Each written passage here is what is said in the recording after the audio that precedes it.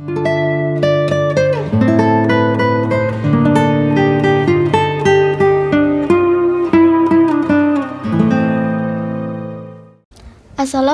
warahmatullahi wabarakatuh.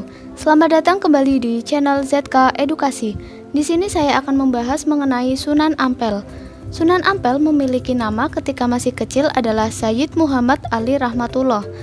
Saat beliau memilih pindah ke daerah Jawa Timur, masyarakat sekitar memanggilnya Raden Rahmat. Ajaran Mohlimo oleh Sunan Ampel. Sunan Ampel memiliki falsafah dakwah yang bertujuan untuk memperbaiki moral buruk pada masyarakat sekitar. Dalam dakwah yang dilakukan, beliau mengajarkan mohlimo kepada masyarakat sekitar. Kata moh berasal dari bahasa Jawa yang artinya tidak dan limo artinya 5. Jadi, mohlimo adalah tidak melakukan 5 hal atau perbuatan yang dilarang oleh Allah. Isi dari ajaran mohlimo adalah moh mabuk, tidak mabuk atau minum minuman. Moh main, tidak main atau tidak berjudi. Moh madon, tidak main perempuan. Moh madat, tidak memakai obat-obatan. Moh maling, tidak mencuri. Bahkan ajaran mohlimo ini sampai sekarang masih menjadi ajaran yang dipegang umat muslim hingga saat ini. Dalam masyarakat sekarang dikenal dengan istilah 5M. Adanya ajaran yang dilakukan oleh Raden Rahmat disambut baik oleh Prabu Brawijaya. Bahkan dia menganggap ajaran agama Islam adalah yang mulia.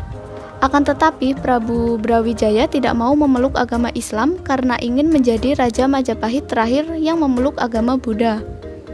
Pada saat itu, Raja memberikan izin untuk menyebarkan agama Islam di sekitar kerajaan Majapahit dan juga di Surabaya. Namun dengan catatan tidak boleh dipaksa. Karomah Sunan Ampel. Hampir semua anggota Wali Songo memiliki karomah yang luar biasa. Begitu juga dengan Sunan Ampel. Simak karomah Sunan Ampel berikut ini. 1. Sunan Ampel bisa berjalan di atas air. Karomah Sunan Ampel bisa berjalan di atas air. Dalam perjalanan dakwahnya, beliau bertemu dengan pertapa di pinggir sungai. Pertapa tersebut sedang berusaha untuk menyeberangi sungai tanpa menggunakan media apapun, alias hanya berjalan di permukaan air. Akan tetapi, ia selalu gagal dan jatuh ke air. Melihat hal ini, Sunan Ampel memberitahukan kalau usaha pertapa ini sia-sia.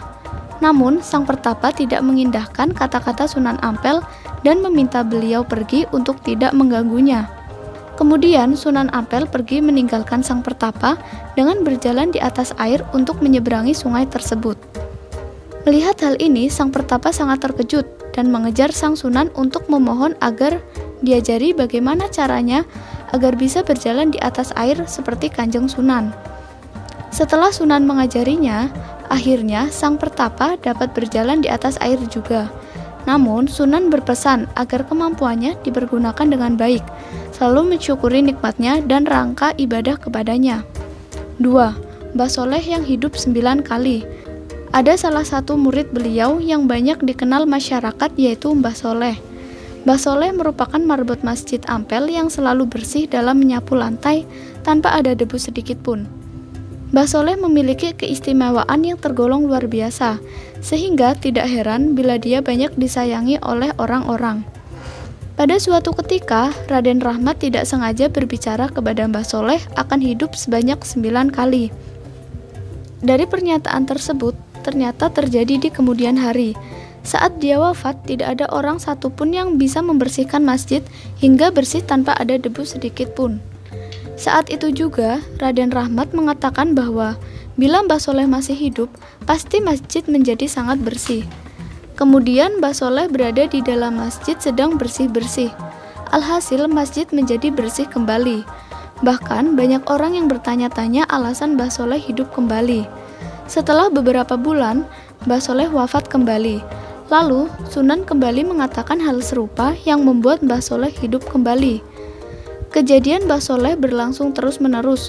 Untuk yang ke-8 kalinya, Raden Rahmat wafat. Kemudian, beberapa hari setelah beliau wafat disusul oleh Mbah Soleh. Alhasil, dia memiliki 9 makam yang letaknya berada di samping Raden Rahmat. Dengan adanya tersebut, membuat kisah Mbah Soleh banyak dikenal masyarakat luas.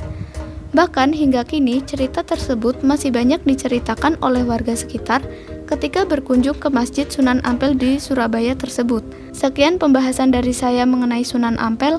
Semoga bermanfaat untuk teman-teman semua. Jangan lupa like, komen, dan subscribe, serta nyalakan lonceng notifikasinya untuk mendapatkan info penting lainnya. Sekian, terima kasih. Wassalamualaikum warahmatullahi wabarakatuh.